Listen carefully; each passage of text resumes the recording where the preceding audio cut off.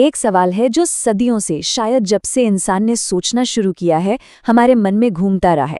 क्या ईश्वर है? लेकिन क्या हो अगर मैं कहूं कि ये सवाल ही गलत है? क्या हो अगर इस सवाल में ही एक बुनियादी लॉजिकल गड़बड़ हो? आज हम इसी फिलोसॉफिकल पजल को सुलझाने की कोशिश करेंगे, विश्वास या आस्था से नहीं, बल्कि प्योर लॉजिक और भाषा के नजरिए से। ये वो सवाल है जिस पर न जाने कितनी लड़ाइयाँ हुईं, कितनी किताबें लिखी गईं। हाँ या ना, आस्तिक या नास्तिक, दुनिया जैसे दो हिस्सों में बटी हुई है इस एक सवाल पर।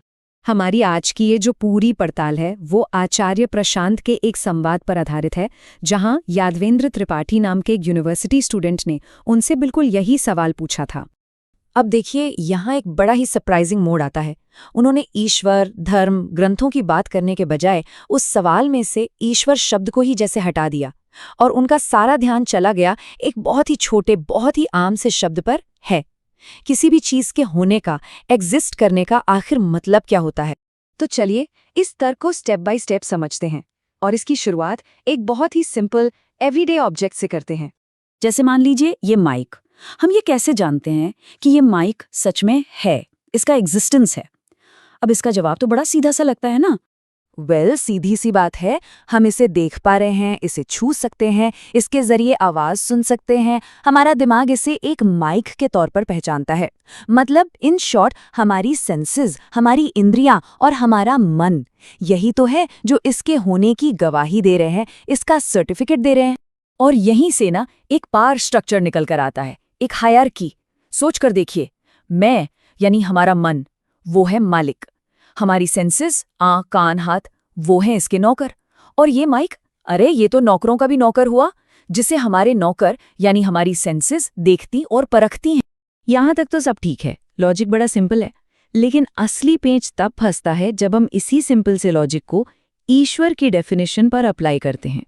देखिए, एक तरफ है माइक, इसका होना या न होना कौन तय कर रहा है? मैं, मेरी सेंसेस। तो माइक हुआ मेरा सेवक। दूसरी तरफ है ईश्वर। परिभाषा क्या कहती है?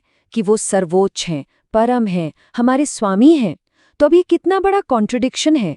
एक सेवक यानी मैं, वो अपने स्वामी के होने या ना होने का सर्टिफिकेट कैसे दे सकता है?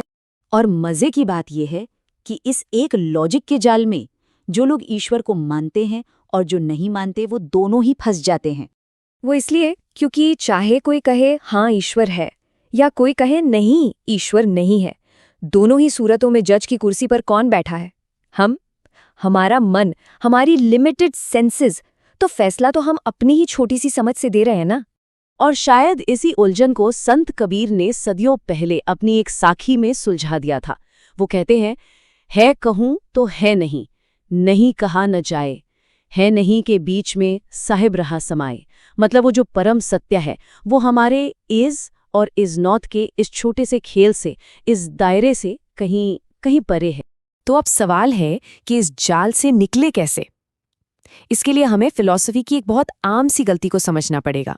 इस गलती को कहते हैं ऑब्जेक्टिफिकेशन, यानी वस्तुकरण। ये बस एक फैंसी शब्द है हमारी एक सिंपल सी आदत के लिए। हम हर चीज को, हर कॉन्सेप्ट को, या तक कि ट्रूथ को भी एक ऑब्जेक्ट यानी एक वस्तु बना देते हैं। एक ऐसी चीज जो हमसे अलग है, बाहर है, जिसे हम देख सकते हैं, नाम दे सकते हैं, और जिसके बारे में हम अपनी राय बना सकते हैं। तो इस हिसाब से ईश्वर के एग्जिस्टेंस पर बहस करना एक कैटेगरी एरर है। मतलब आप गलत कैटेगरी में सवाल पूछ रहे हैं। ये बिल्कुल वैसा ही है जैसे आप पूछें प्यार का वजन कितना है या खुशबू का रंग क्या होता है। अरे भाई, सवाल ही गलत है, क्योंकि अस्तित्व की कैटेगरी उस पर लागू ही नहीं होती जो कोई ऑब्जेक्ट ही नहीं। तो फिर रास्ता क्या है? इस लॉजिकल ट्रैप से बाहर कैसे निकलें? इसका एक इशारा मिलता है हजारों साल पुराने उपनिषदों में, जो परम सत्य को एक ऑब्जेक्ट मानने से साफ साफ इनकार करते हैं। वहां ये समझाया गया है कि देखो, सबसे पहली गलती तो नाम देने से ही शुरू हो जाती है। जैसे ही आपने उसे ईश्वर, गॉड या कोई भी नाम दिया, आपने उसे एक ऑब्जेक्ट बना दिया, एक ऑब्जेक्ट जो आपसे अलग है। और जैसे ही ये अलगाव आया, वो परम सत्ता आपकी छोटी सी बुद्धि की गुलाम बन गई, जिसे आप समझने की कोशिश कर रहे हैं। तो इस चाल से बचने के लिए पुरानी ऋषियों ने कोई नाम ही नहीं दिया। उन्होंने कोई डेफिनेशन नहीं दी, उन्होंने बस एक स्टेटमेंट दिया, एक महावाक्य, तत् त्वम असि। जिसका मतलब है दैट दाउ आर्ट, या और आसान भाषा में वो तुम ही हो। ये स्टेटमेंट कहता है कि वो परम सत्य कोई बाहर की चीज नहीं है, कोई ऑब्जेक्ट नहीं है जिसे तुम्हें ढूंढना है या प्रूफ करना है। अरे वो तो तुम खुद हो, तुम्हारा ही असली सार है। ये देखने वाले और देखी जाने वाली चीज के बीच की सारी दूरी को ही खत्म कर देता है।